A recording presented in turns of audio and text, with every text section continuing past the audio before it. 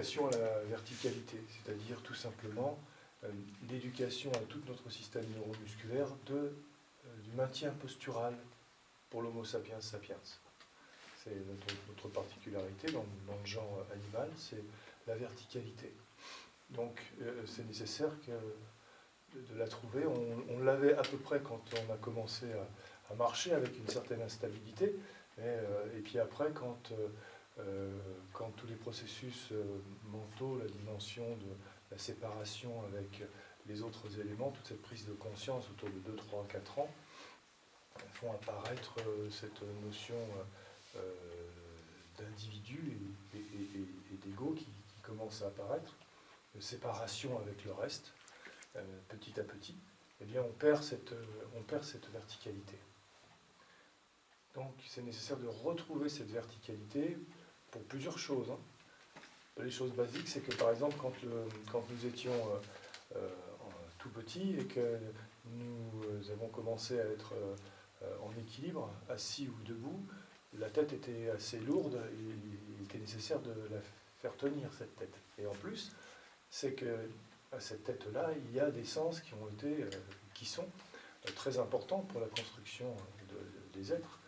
Les yeux, pour percevoir les formes, les couleurs, les reliefs, les oreilles, pour percevoir les sons, les silences, les intonations, et puis commencer à s'initier au langage. Le nez pour tout ce qui est les odeurs, les parfums, tout ça qui sont des choses qui sont très très importantes. Le goût, et qui est aussi le toucher, la bouche pour les bébés, c'est aussi extrêmement important. Donc ça c'est bien développé ainsi. Lorsque la tête est placée en équilibre, elle peut se diriger le nez, diriger les oreilles, et chercher la source de ce qui est perçu par ses sens.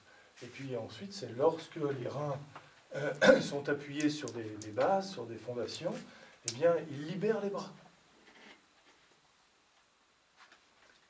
Si par exemple vous mangez en mettant vos avant-bras ou vos coudes sur la table, eh bien essayez d'avoir une mobilité au niveau de votre fourchette ou de votre cuillère.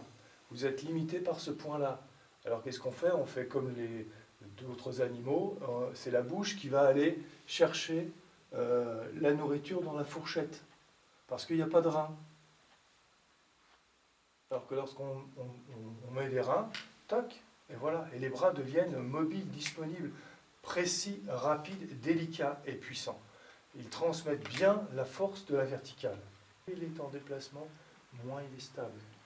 Moins il est stable, plus vous allez lentement, finalement, par cette démultiplication, vous rajoutez de la souplesse des jambes qui vont produire, au lieu de produire un cercle horizontal, eh bien, il va se produire des variations de hauteur auxquelles le partenaire va être amené à épouser ces variations de hauteur, à utiliser ses jambes, etc.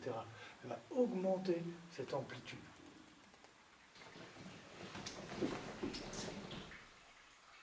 La main est sous la robe. La main peut être ouverte ou fermée comme ceci. Pas pour faire la même sensation. Là, vous allez augmenter cette spirale verticale. Ici, hop, et remonter. Plus vous allez faire ça, moins vous avez besoin de bouger.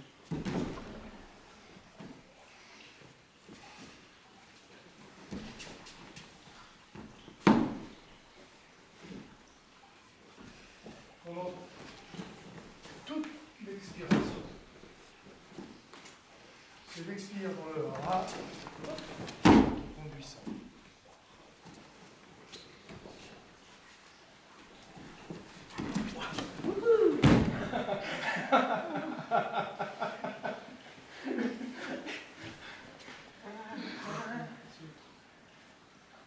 Alors, qu'est-ce qui se passe?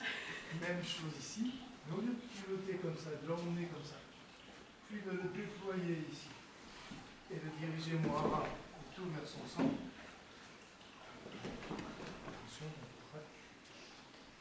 c'est le même début, expiration, et ici, je vais descendre ma verticalité. Mon coude, je ne pense pas descendre son bras, je descends mon